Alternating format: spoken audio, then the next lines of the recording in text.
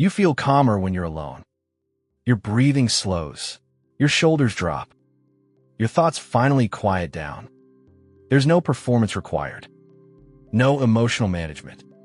No need to anticipate anyone else's reactions. In solitude, you feel regulated. And that's confusing because people assume this means you're independent, self-sufficient, maybe even confident. But what they don't see is the relief underneath it. The relief of not having to stay alert. The relief of not being misunderstood. The relief of not being needed in ways that drain you. You don't avoid people because you dislike them. You retreat because your body relaxes when no one is there. At some point, being alone became the safest place you knew. And that worked. It worked because distance protected you. It worked because solitude gave you control. It worked because closeness had a cost you couldn't afford. That's the paradox. The thing that once kept you safe is now the thing quietly keeping you alone. What once protected your nervous system now limits your capacity for intimacy. What once gave you peace now makes connection feel invasive. What once felt like freedom now carries a subtle ache you rarely name. You tell yourself you're just better on your own, that you don't need much. That closeness is overrated. But beneath that story is a quieter truth. You didn't choose solitude because it was fulfilling. You chose it because it was predictable. And predictability felt like safety. Feeling safest alone is not a personality trait. It is a trauma-informed adaptation. When early relationships are marked by emotional inconsistency, intrusion, neglect, or volatility, the nervous system learns that proximity equals risk. The body does not wait for language. It learns through sensation. One of the primary frameworks here is avoidant attachment. Avoidant attachment forms when a child's bids for closeness are met with dismissal, overwhelm, or punishment. Over time, the child suppresses the desire for connection, not because it disappears, but because expressing it leads to distress. The message internalized is simple. I'm safe for handling things on my own. Another key mechanism is hypervigilance. In environments where emotional boundaries were unclear or unpredictable, the nervous system stayed alert. The child learned to monitor tone, mood, and space. Solitude became the only environment where that vigilance could finally turn off. Neurologically, this reshapes the stress response. Instead of co-regulation, calming through shared presence, the brain associates regulation with withdrawal. The parasympathetic nervous system activates more reliably when alone than when with others. The default mode network, which governs self-referential thought and identity, becomes deeply internalized. You learn a process internally rather than relationally. Réflexion replace dialogue. Containment replaces expression. There may also be elements of emotional enmeshment or boundary violation in early life. Situations where closeness felt intrusive rather than supportive. When boundaries were not respected, distance became the only way to maintain a sense of self. So the nervous system adapted. Alone equals safe. Together equals unpredictable. This adaptation is intelligent. And it has consequences. The cost of feeling safest alone is not obvious at first. It looks like calm. It looks like independence. It looks like self-sufficiency. But beneath that calm is an invisible grief. The grief of connection that never felt safe enough to sustain.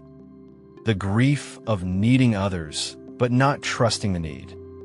The grief of wanting closeness while bracing against it. This is the paradoxical pain of this archetype. You don't feel lonely in the usual sense. You feel relieved, and then, later, strangely empty. The philosopher Friedrich Nietzsche wrote that one must still have chaos within to give birth to a dancing star.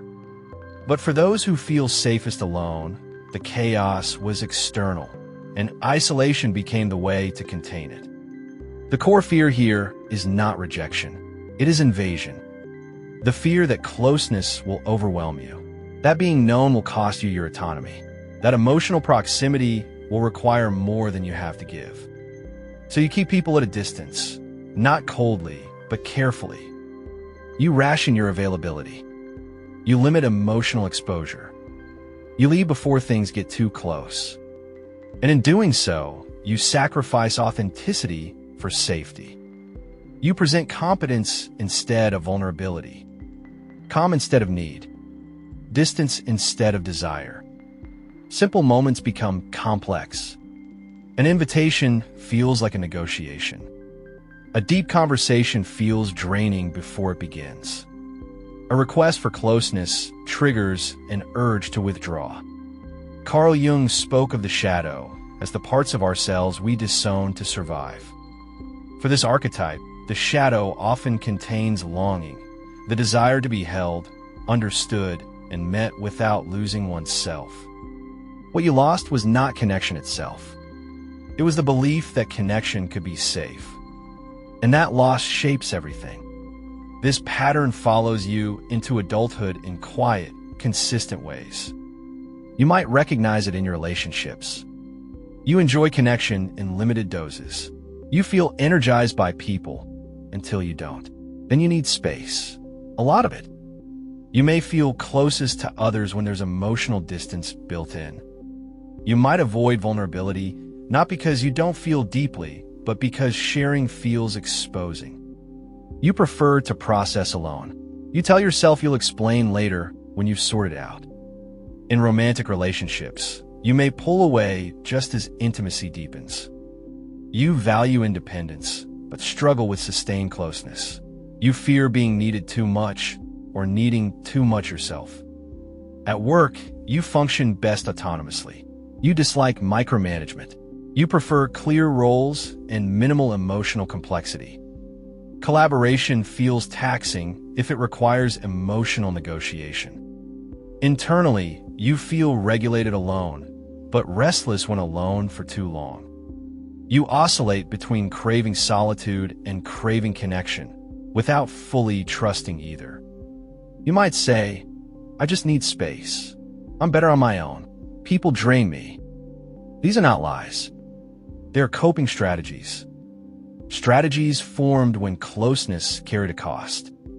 The beginning of unlearning is witnessing without judgment.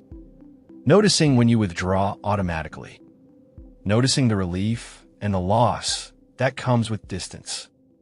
Noticing the fear underneath the preference for solitude. And instead of telling yourself this is just how you are, you ask, what did this protect me from? This question changes everything. Because once you see solitude as a strategy rather than an identity, choice becomes possible. Healing does not mean forcing yourself into closeness. That would only recreate the original injury. Healing means building safety in connection slowly. This is where inner child reparenting becomes essential. It involves reassuring the part of you that learned withdrawal was necessary. Letting that part know that boundaries can exist within connection, not just outside of it. Healing also involves choosing selective vulnerability, sharing small truths, staying present in low-stakes intimacy, letting others in without surrendering yourself. Shadow work plays a role here, reclaiming the longing you learned to suppress. Allowing yourself to want closeness without shame. Allowing yourself to leave without guilt. The philosopher Emmanuel Levinas wrote that true ethics begin in the face of the other. Healing, in this sense, is learning that the presence of another does not have to erase you. You do not need to abandon solitude. Solitude is not the enemy. The goal is to no longer need it as a shield. You are allowed to feel safe with others. You are allowed to take up space in connection. You are allowed to be close without losing yourself. If this resonated, consider sharing it, not as a diagnosis, but as recognition. Because many people mistake trauma-adapted withdrawal for preference and never question the cost. You were never broken for needing space. You learned to survive. Now, you are allowed to learn how to stay without fear. The goal was never to be fixed. The goal was to feel safe without disappearing. And that is how the pattern breaks.